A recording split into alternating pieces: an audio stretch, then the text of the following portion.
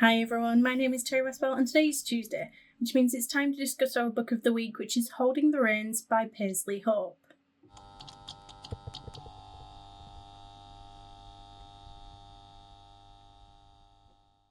First, this is a spoiler-free section, so if you haven't read this book yet, don't worry about it, it won't be spoiled for you here. There will be some spoiler-related things that I want to discuss, but that will be later on in the video, and you will get plenty of warning. If you'd like to join in on one of these discussions, send me your thoughts, comments, or even a short video clip of you discussing the book, then I'll list the next upcoming 4 books in the description below. I think that this book was on my shelf for so long I don't even remember buying it, which is a real shame because I actually ended up really enjoying it. I mostly read romantasy, but I do love a good palate cleanser romance, and I'd say that this one is great for exactly that. It was easy to read, spicy, slow burn, and I really liked the characters. It wasn't a super long read, and I got through it in no time. I did have a few grievances, but I still rated it 3.75 stars.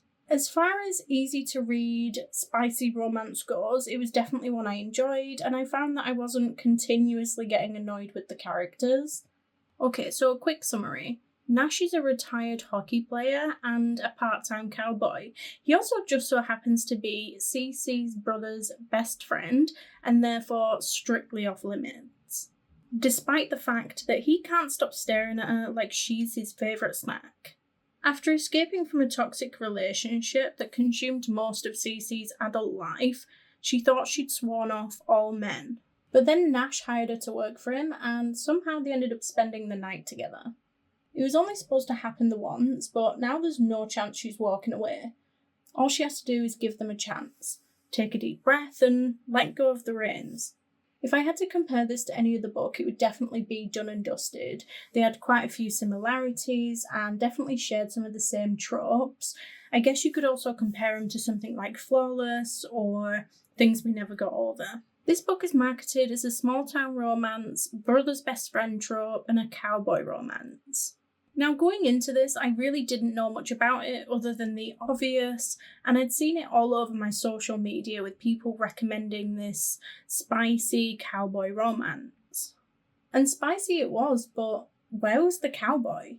I'll definitely say that if you are planning on reading this book, don't expect the cowboy theme to come through as strongly as, Done and Dusted or Flawless. I think to market as such, you really should have more of a focus on the setting and that cowboy element. And I still really enjoyed it, but honestly, I just don't think it fit that brief enough. And I don't know, I guess I just wanted to warn anyone who might be looking to read it as a diehard cowboy romance fan. I would actually say that there was more of a focus on the hockey element, even though that wasn't super prominent. It was more like a hockey romance with the occasional hint of cowboy. But I still really liked the main characters and their story and the spice. I did really enjoy this book. However, this is going to sound worse than I intend it to, but at the beginning I did have the thought, wait, have I already read this book?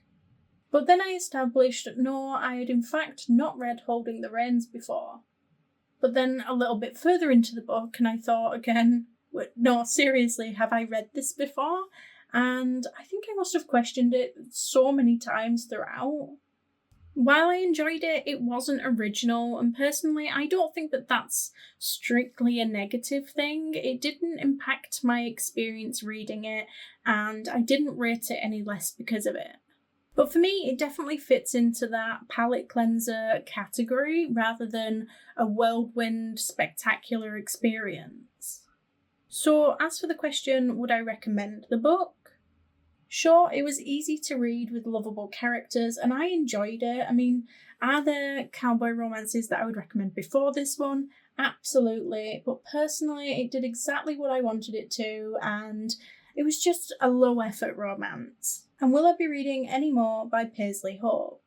Yes, actually I almost ended up picking up the next book in the series immediately after reading this one, but I ended up reading Swift and Saddled instead. Not necessarily because I like one or the other, but because with books like these, where each book in a series is based around a different character, I do like to spend a little bit of time away from the series before I continue. I almost treat them as standalones because Being used to reading a full series of like romantasy, it almost pains me to stay in that world, but moving on and focusing on a completely different set of characters, if that makes sense. So earlier on in the video, I said that you would get plenty of warning for any upcoming spoilers. This is that moment, so if you haven't read this book yet, I would suggest going and doing that first, because beyond this point, there will definitely be spoilers.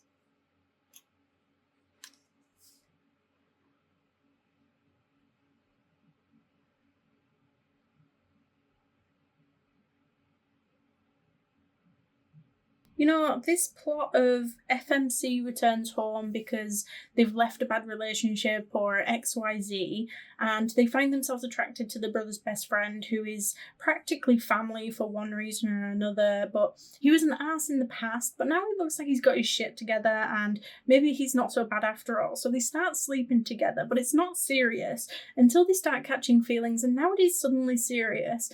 It's not an original idea, but it works. I mean, so long as the characters feel fresh and, you know, the story has its own twists to it here and there, then it continues to be a plot that works. But I honestly wasn't sure there for a while whether or not I'd actually already read it. I will say, though, that while I thought that the overall theme may have been lacking a little, the spice wasn't. There was plenty of spice in the last half of the book, although I wouldn't say that there's too much. I guess that's kind of relative to the books that you usually read. I guess it's probably similar to Done and Dusted or Flawless. You know, the spice is there, but it doesn't overshadow the whole story. I've definitely read books where there's been tons more.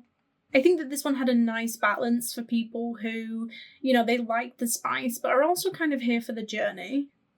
I guess I'm trying to say that it's not pure small.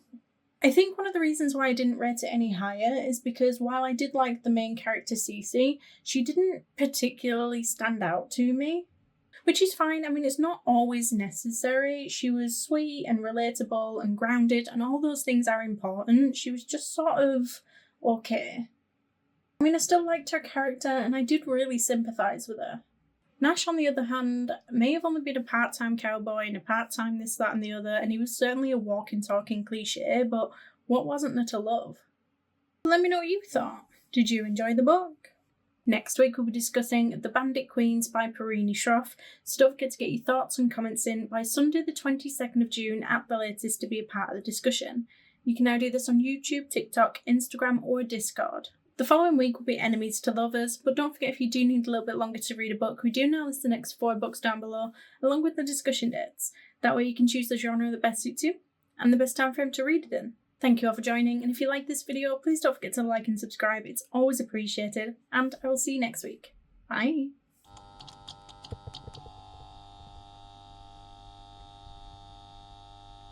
If you like romance, fantasy, or even thriller, basically anything fiction book related, then I suggest you head on over to the channel's intro video, where you can find out more information on how you can take part in this online book club.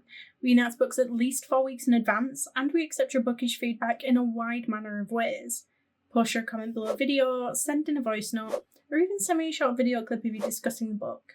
Alternatively, you can just send me a direct message.